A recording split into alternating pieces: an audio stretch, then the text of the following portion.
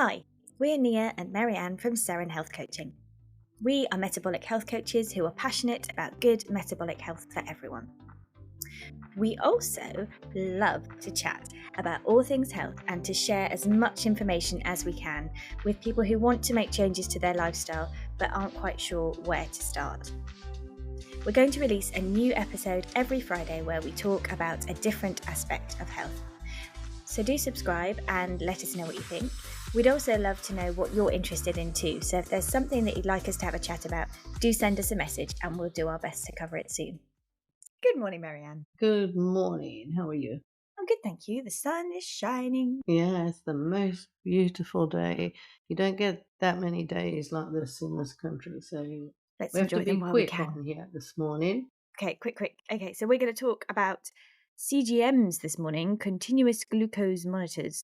Which are sort of everywhere in the news, aren't they? I Yeah. think. Well, certainly in the wellness world.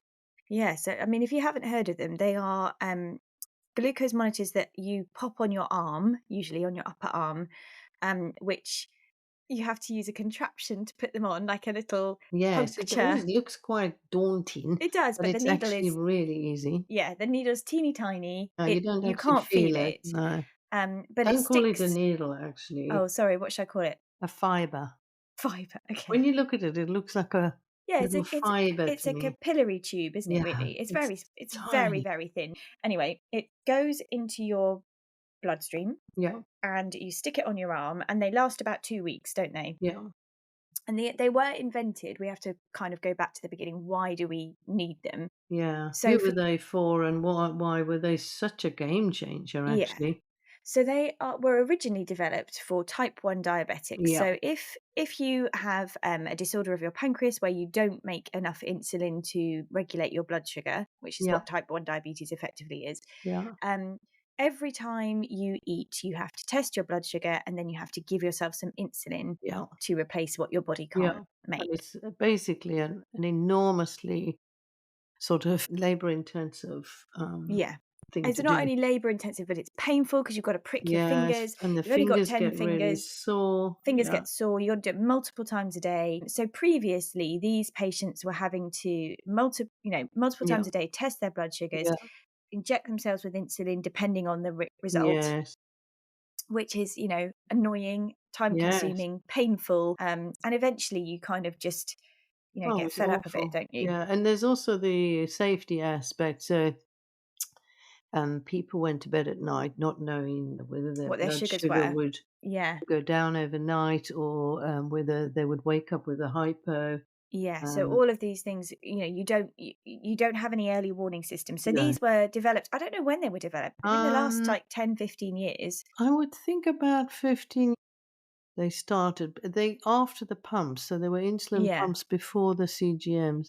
And what they've been really instrumental in is these closed loop systems. So Yes, you exactly. have a CGM on your arm, you have an insulin pump that is Yeah, attached to yeah, your waist and provides a continuous insulin infusion to keep blood sugars stable based on the biofeedback you get from the monitor. So very intensively, yeah. technologically Technical. Yeah, amazing, yeah. really, for type 1 diabetics, total game changer. Yeah, the intent Okay. was that they made a technical pancreas almost, that Yeah, like an external replaced pancreas your and replacement system. yeah, So fascinating yeah, and amazing for type 1 diabetics. yeah, changed their lives, the CGM. Absolutely. But maybe about 5 years ago, Or maybe a bit more even. maybe a bit more, they started being used for another reason, Yes. which was to kind of, especially in the sort of health and wellness world, more the Well, wellness yeah. world than health, to determine what spikes your blood sugar. And so I think maybe we need to Mm, discuss what a spike is as well first. So yeah.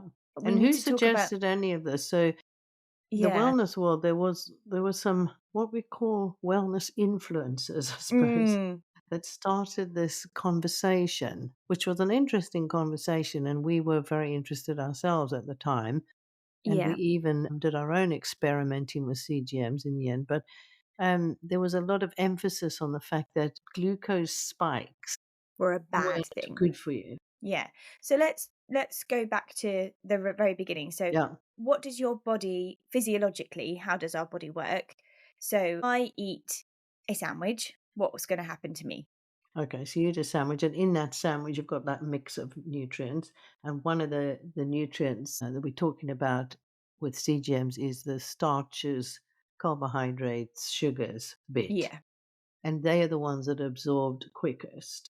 Hmm. And some of that will be absorbed from your stomach, in fact, some actually even from your mouth, but Mm, your mm. stomach, and the glucose part of that goes in the quickest, then the sugars, and then the starches, Yeah. and they take slightly longer. But then what you'll see on that CGM is a slow curve up from your baseline, and that can take, I don't know, it can take between 20 minutes and 2 hours to peak, depending on the Yeah. mix you're eating, depending on what you're eating, and you'll see that. So that's what we call a sugar spike.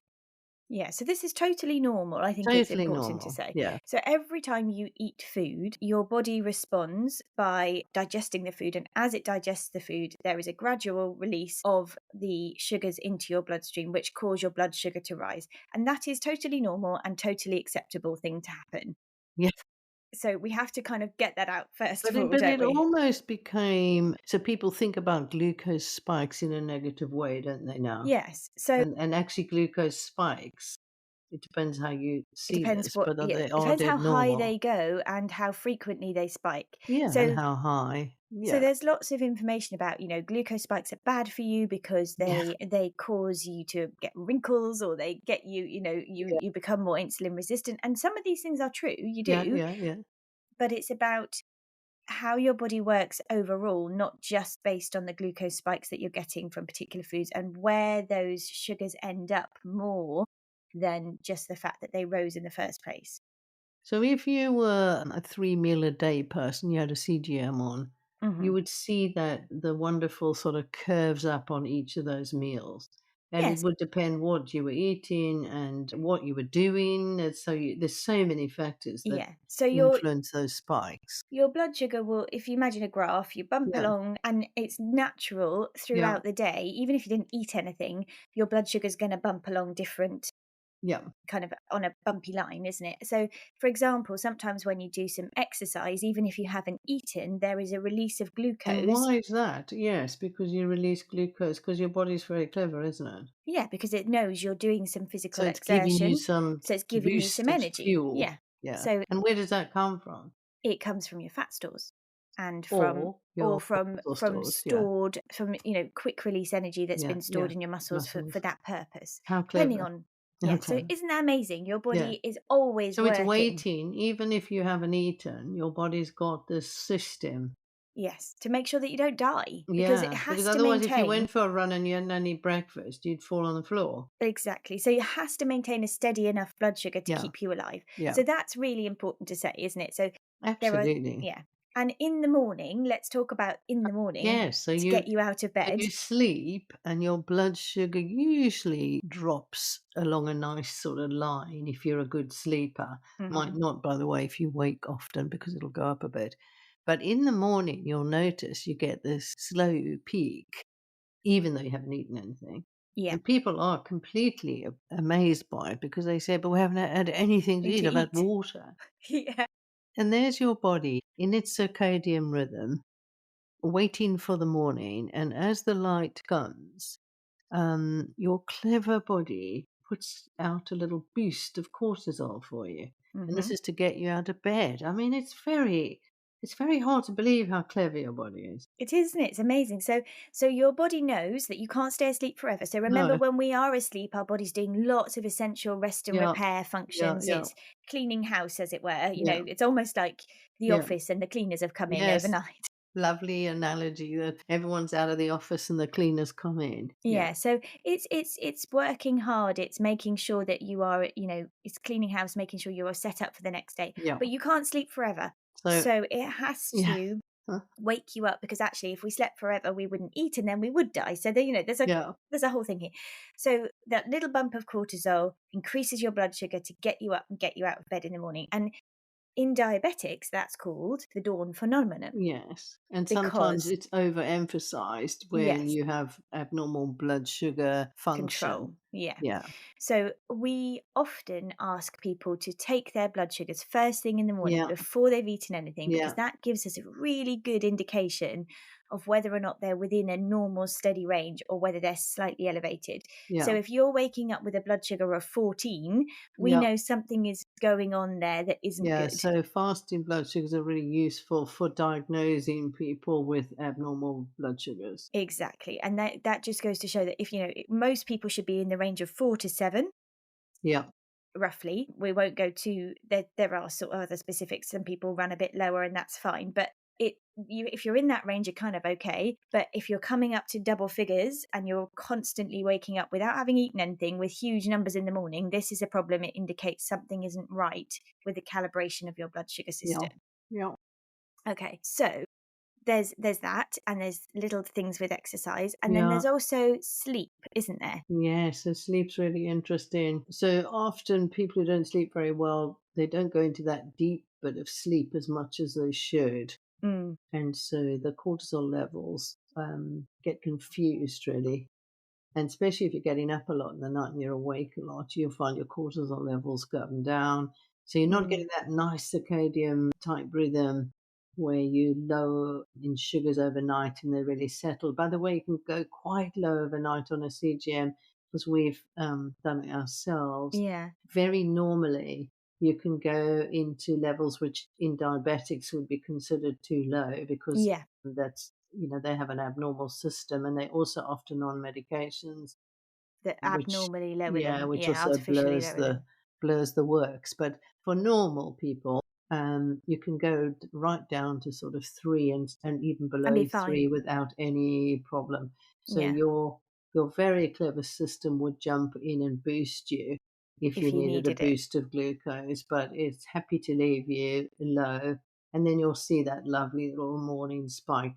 And actually, if you one of those people who always wakes up before your alarm clock, that'll be That's because of your part of that cortisol. story. So your clever body's already sticking the cortisol in to start you. So that's why you wake up quite nicely before alarm clocks if you're That's what happens to me, yeah, it pretty much. doesn't to me so much because I'm older than you and my system's not as fine So tuned, this morning, unfortunately. yeah, this morning, prime example, I was up at 6 o'clock. My alarm doesn't go off till later, but it wasn't that I didn't need anything. I was just naturally Yeah, awake, and it was one of those things where you're like, I could stay here for a bit, but I won't go back to bed, yeah. and But it's yeah, probably naturally the awake. light, and this time of year, of course, the light is creeping into your It's the light and the heat and curtains, all of Yeah. that, but ultimately, you don't you feel if you feel refreshed when you wake Yeah, up, that's a good exactly. Then sign. you're cool. Yes, So exactly. so there are a number of different reasons we've discussed that your blood sugars rise. Yeah. So So why what is if you're everybody grazing all the time? So what if you don't do the 3 meals and you're continually grazing? ah, What does it look like? so this is another thing, isn't it? So when you look at your graph, so these CGMs we didn't say at the beginning, but they do connect to an app on your phone. Yeah, And so very they give you a clever little app. graph and they Yeah, track you throughout the day. So if you are putting food in regular intervals, you see this rise, this fall as blood yeah, sugars come down, and then you hopefully see like a steady yeah, line. But what happens? Well, firstly, what happens to people who have a disorder of blood glucose is yeah, that the rise goes higher than that 4 to 7 yes, range, and yeah, then it steeply comes back down again, yeah, and that's what we call a crash, yeah. which is Which because your then makes body you hungry again. which makes you hungry. So your body releases a huge amount of insulin because it says, "Oh no, blood sugars are too high. Yeah, Blood sugars are too high," and that's yeah, bad because the reason that we're worried about that is that it can cause nerve damage, retinal damage, yeah. infections to proliferate, all sorts of other problems. So it releases huge amounts of insulin, brings those blood sugars down really, really fast and Too steeply in the fast graph, almost. and then you get this sort of sloshy Roller bit at the coaster. bottom Yeah, but where you get far too much insulin at the bottom of the curve, and that makes you hungry because hungry. too Yeah, much insulin is going to put your blood glucose down to a point where you are in trouble and need to eat. So your body responds by saying, "Oh, you're hungry, let's go and eat something," yes, yes, boost yes. that blood sugar. And if you don't eat, by the way, your lovely stored glucose in your liver and your muscles, but in your liver probably starts to leak, Mm, so that your body's always ready to balance that. that curvature. Yeah. Yeah. Okay, So so so that's people who graze are people who going up and graze. down all the time. Yeah. So you're getting more than one kind of wobbly Yeah, line, yeah, yeah, and particularly if what you're grazing on is not particularly yeah. And most people would be grazing on rapid access carbohydrates. glucose. Yeah. So we're talking about like a packet of crisps Yeah, or a sandwich with white yeah, bread or a yeah. jacket potato or Chocolate, yeah, chocolate whatever, or a bag of bars. sweets, Yeah, So not to say that these things on their own ever so often are not yeah, bad things, but if you're regularly having a Mars bar at 3 o'clock as a slump, as yeah. an Pick effect of me a up. slump, then you're going to get this big spike and crash. Yeah.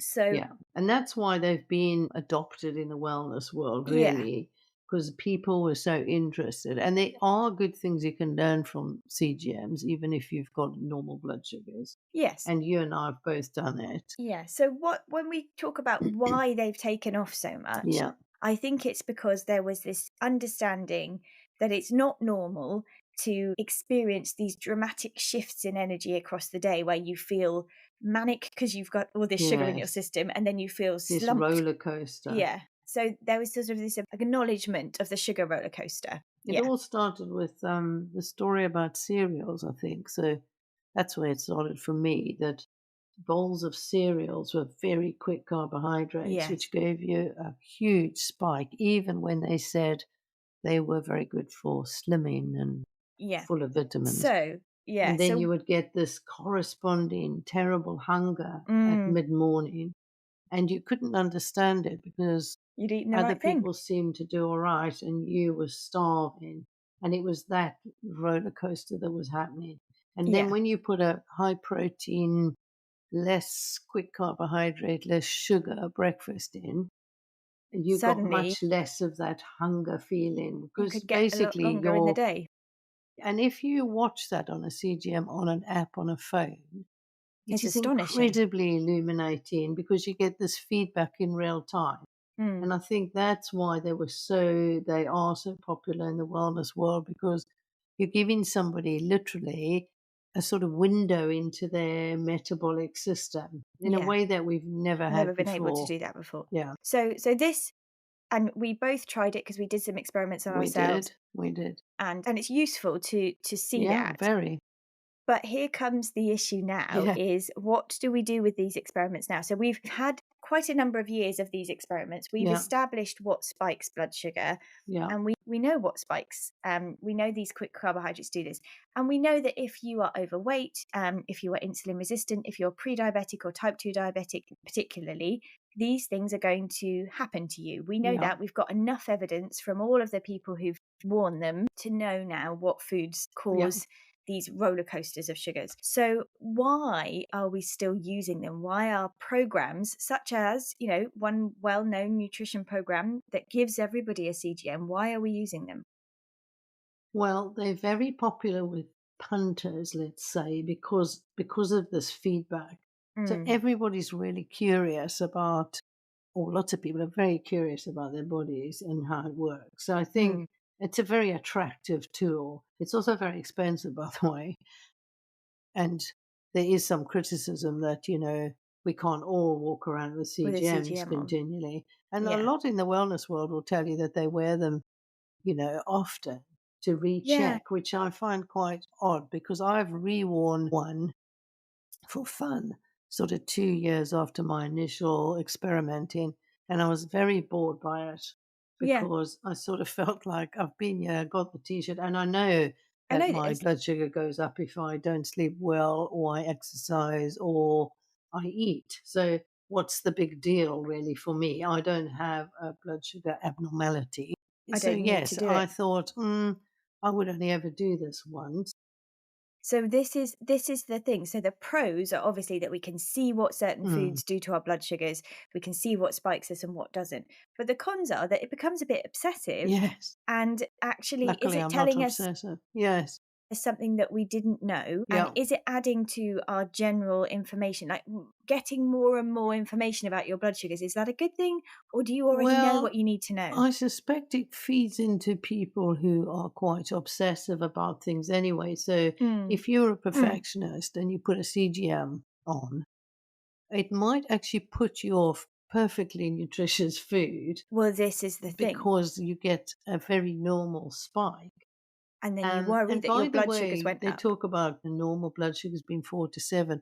You can quite easily spike a lot higher than that, even if you have depending not, what yeah, you're eating, even with a very normal normal glycemic, yeah. system. So I, for example, when I did wear that CGM, Yeah. did and I have, we know I've got normal glycemic levels. Yes. I had that diet breakfast cereal Yes.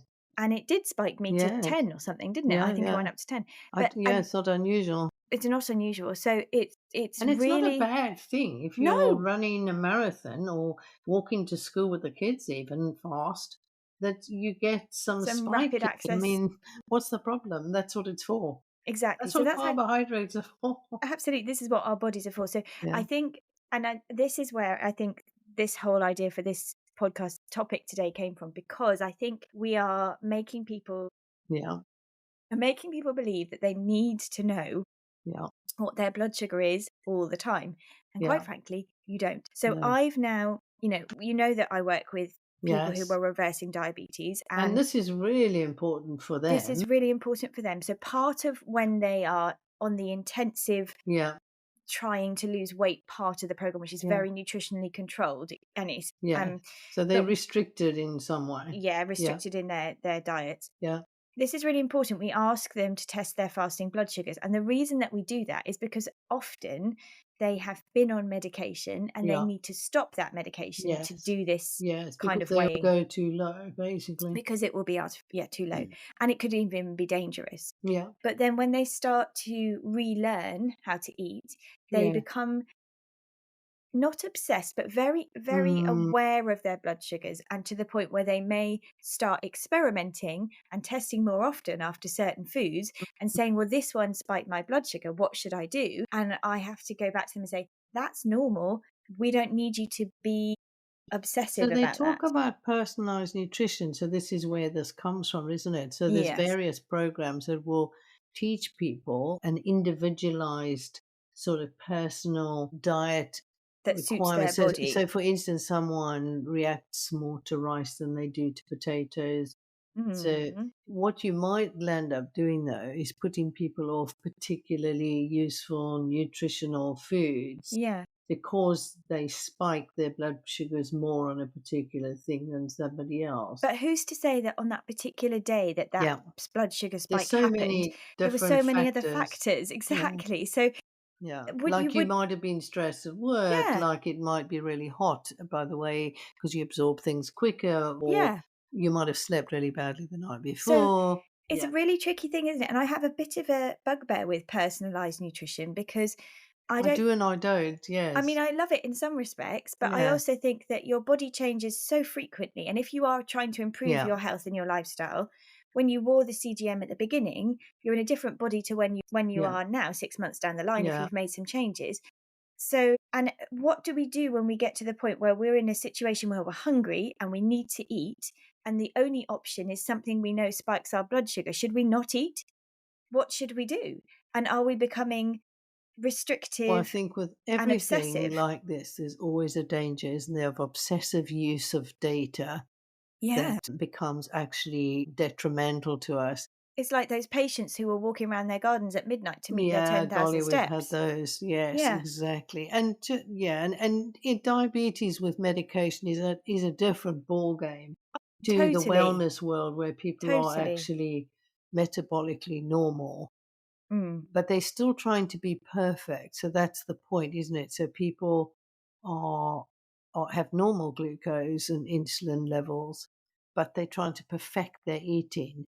And yeah. there's nothing wrong with that per se. There's nothing So wrong with if it trying to puts you improve off, the I don't know, fast quality. food, why not? Well, why not? Yeah, I mean, we all know that going to a burger joint and eating deep fried fatty Yeah, food with a huge amount of salt and potentially not a tomato huge amount sauce, of yeah. actual food in is bad. I mean, you don't need a CGM to tell you that, do No, you? but the point, I suppose, in the wellness world is that if you get that feedback, you're more likely to believe that this is what's happening to you. So next time, maybe you don't eat the bag of chips that you get with your burger or whatever it Mm, is. mm.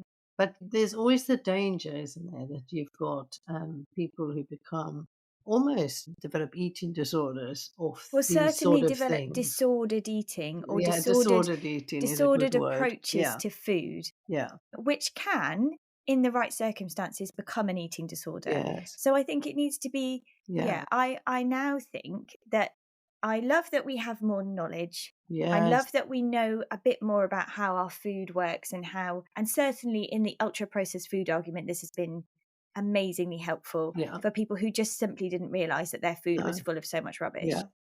and that we have to lay fully Yeah, blame at the food that manufacturer's cereal door. does things to them in the morning that, the muffin Yeah. they have on the way to work, whatever it is. Yeah. So that's really, really important. But, and although I like the concept of a personalized nutrition thing, I also think that there is more, we're all human, we Yeah, are the it's same more species, complex than that. we work in a very similar way. So if we know that certain foods are going to spike blood sugars, but we can change the way that happens by changing the mix of macros that we eat, for example. So, having a slice of white bread, you can reduce the sugar spike by putting a nut butter on that, for Yeah, example, yeah, because you've yeah. got healthy fats and protein. And if you had some vegetables with that, the fiber would slow it down. So all of this is good knowledge to know, but I don't think it's necessary for us to constantly be rechecking our own blood sugars to get knowledge that we already have, and to kind of keep track, Yeah. because that is not good for us, I don't I think. suppose to summarize what we've learned over time is that the blood sugar end of metabolic health is only one bit of it. It's That's only one that's part the of the fuel story. you're putting in. How you use that fuel and how your system works is much more complex than the blood sugar levels that you find on a CGM. Yeah. So if you've got a very healthy metabolism, you don't need to worry about the fuel you put in a way, because it's used so differently to the sedentary, overweight, pre-diabetic Yeah. person who's got metabolic disorders right from the beginning. And, it's really important for them Of course it is. And they're to learning. modify that diet. But in fact, it's so complex that the fuel bit is really only one tiny bit of the story. Yeah. Yeah, And I think that's what absolutely. we've learned. So CGMs are interesting, useful, fun, and absolute game changers for people who don't make insulin. They're Mm. also game changers for type 2 diabetics on insulin Of course, yeah, we didn't because they mention those s- because they they did still offer do that a safety thing. net. They really are game changing. But beyond that, in the wellness world, they're great for feedback if you are trying to change things. I think I learned a lot. Mm, But once you've got that information, you don't you're need any done more. really. I think there's plenty of evidence out there now. There's plenty of information. There's plenty of resources you can look for. And once you've got the basics, you just don't need to keep testing. So let's leave the CGMs for the people that need them Yes. and not get obsessive about what we're doing, because actually we have enough data now. We can leave it there. Yeah, And so actually we've got enough data that you don't have to use one, basically. So we yeah, can tell you that, we can tell you that a diet of whole food when you're hungry at good intervals and all that is the basis of good nutrition. So yeah. you don't really have to do the CGM. We've done it for you. Yeah, so simple. This So is the thing. simple, I really. hate so much of metabolic health comes back to really Yeah, simple simple. principles Yeah. that we had many years ago and somehow have got skewed. So, Well, I yeah. think the science is always interesting, and things like CGMs are fascinating. And I was fascinated by individualized nutrition as Mm, a nurse looking after people with abnormal blood sugars because it is really interesting. of course, I But mean, it I is think for fascinating. everybody out there, don't worry about CGMs. We got the stuff. Yeah, yeah. Right, Okay, go and that was enjoy good. your lovely day. Lovely to see you, And and you. see you next week. See you next Bye. time. Bye for now. Bye.